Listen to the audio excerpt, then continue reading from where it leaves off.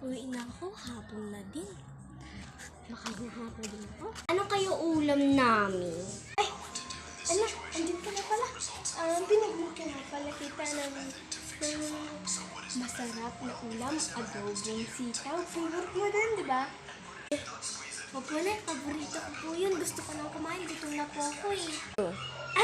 Sige anak. Mamaya ka lang. Sige po na, kukuha na po ako plato. Ay, alika pala dito. Dito pa yung ulam natin. Tignan mo. O, unti na lang kasi ang huli-huli naman kasi yung dating ng anak. Okay lang po na pero kumain na po ba kayo? Hindi pa nga anak eh. Sige po. Ano din pala ito kapag ito? Ugasan mo na. Sige po, Nay. Ay, busog na din ako.